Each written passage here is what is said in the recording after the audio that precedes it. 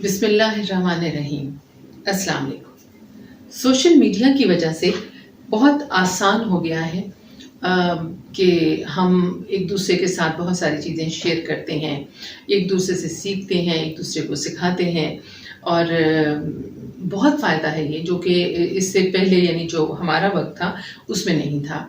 लेकिन हम में से कुछ लोग जो हैं वो ये सोच कर के जी अब हमारी उम्र नहीं रही, उसको सीखने की कोशिश नहीं करते। लेकिन हम में से बहुत से ऐसे हैं जो इसके बावजूद कि वो उम्र के उस हिस्से में पहुँच चुके हैं जहाँ पर सीखना थोड़ा मुश्किल होता है, लेकिन नामुमकिन नहीं, इसको सीख रहे हैं, इस पर काम कर रहे हैं। ख़ास तौर पे मैं बात करूँगी कुकिंग के हवाले से, पकाने के हवाले से। तो बहुत सारी चीज़ें जो आप चाहें वो आप सीख सकते हैं। उनकी कई-कई तरकीब हैं, कई-कई तरीके हैं चीज़ों को पकाने के। लेकिन रेसिपीज़ के अलावा हमें जिस पर ध्यान देना चाहिए वो है खाना पकाने का तरीका, किचन को इस्तेमाल करने का तरीका, चीज़ों को इस्तेमाल करने का तरीका।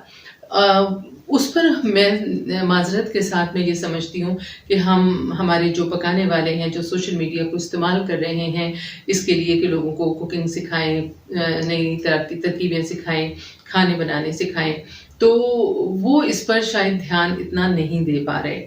मुझे बहुत अच्छी तरह याद है कि जब मैंने खाना पकाना संजीदगी से शुरू किया था, मैं 10वीं क्लास की थी और मुझे हमारे स्कूल में एक जो क्लास थी होम इकोनॉमिक्स की, खानादारी की जो क्लास होती थी उसमें पुलाव बनाने के लिए कहा गया था और अम्मी ने मुझे हेल्प की थी।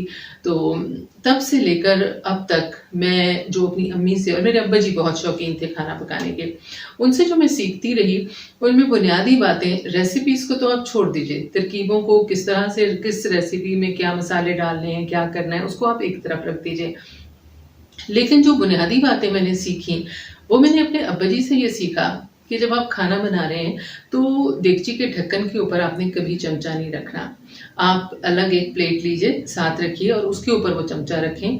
एक साफ़ी अपने हाथ में रखें, आपका ढक्कन गंदा ना हो और अगर कहीं चूल्हे के आस-पास कोई सालन का कतरा या कोई भी ऐसी चीज़ गिर जाए, तो आप फ़ौरन से उस कपड़े से उसको साफ़ कर लें ताकि आपका चूल्हा और उसके इर्द-गिर्द जो भी जगह है वो साफ़ रहे।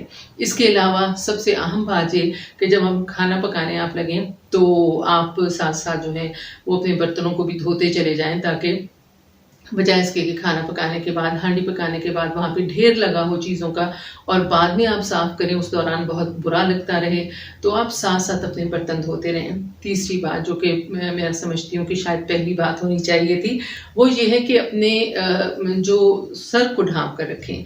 दुपट्टे से या किसी भी कोई भी रुमाल लेके अपने सर को अच्छी तरह से ढाँप लें ताकि आपके जो बाल हैं वो हांडी में गिरने का, या आटा अगर आप गूँध रही हैं तो उसमें गिरने का, या कोई भी आप कुकिंग कर रही हैं उसमें गिरने का एहतमाल जो है वो कम से कम हो।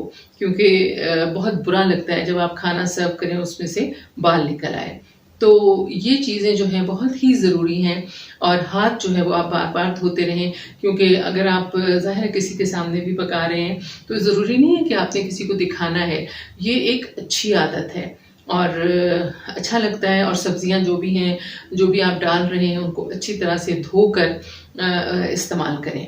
तो इसके लिए तो बहुत बुनियादी सी चीज़ें हैं, लेकिन अगर आपके इल्म में भी कोई चीज़ है तो आप ज़रूर उस पे शेयर करें। और खाना पकाने की तरकीब के साथ साथ और बहुत सारे जो मैनरिज़्म हैं, अखलाकियात है खाना पकाने के से जो जुड़ी हुई हैं, उनको भी ज़रूर सुनने वालों को, देखने वालों को बताएं।